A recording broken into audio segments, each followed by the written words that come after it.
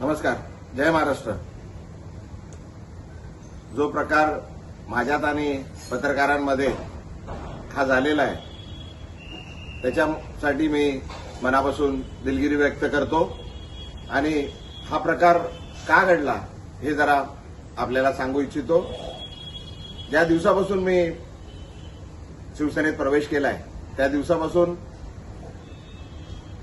एकदम वाईट शब्दात आणि शिव्यागाळ करून मला जे अपमान करत होते तरी पण मी सर्व अपमान सहन केले. तरी सुद्धा आज सकाळी परत एक पत्रकार मित्र आले होते. मी त्यांना हात जोडून विनंती केली की बाबा याबद्दल आपण कुठलंही मला विचारू नका. जे मला काय बोलायचं होतं ते मी सर्व बोलून झालेलं आहे. आता कृपा करून काय बोलू नका. मी हात जोडून त्यांना विनंती केली. वारंवार मी सांगत आलेलो आहे का बाबा हे सर्व प्रकार हा माझा आहे.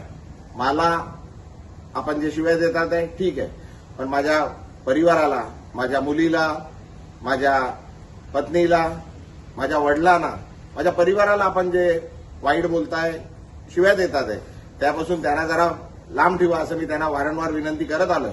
तरी सुद्धा आज सकाळी पण पुन्हा एकदा माझ्या पत्नीबद्दल, माझ्या वडिलांबद्दल वाईट शब्द, वाईट गोष्टी सांगण्यात आल्या, खोट्या गोष्टी सांगण्यात आल्या आणि तरी ते पत्रकार त्याच गोष्टी परत विचारण्याकरता आल्या. माझ्याकडून त्यांना विनंती करण्यात आली पण त्यांनी न थांबता ते चालू राहिलं. त्याच्यात जरा वाद जरा जास्त झाला. माझ्याकडून चुकीने काहीतरी अपशब्द निघाले.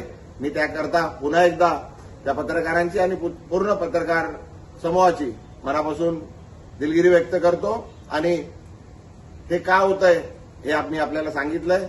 कृपा करून आपण मी जे केलंय, मी जे प्रवेश केलाय त्याच्यासाठी ठीक आहे. माझ्या परिवाराला, माझ्या मुलीला, माझ्या परिवाराला, माझ्या पत्नीला, माझ्या वडिलांना जे हयात नाहीये, माझ्या आईना आणि माझ्या पूर्ण परिवाराला याच्यापासून जरा लांब ठेवा अशी आपल्याला विनंती करतो. धन्यवाद. जय हिंद. जय महाराष्ट्र.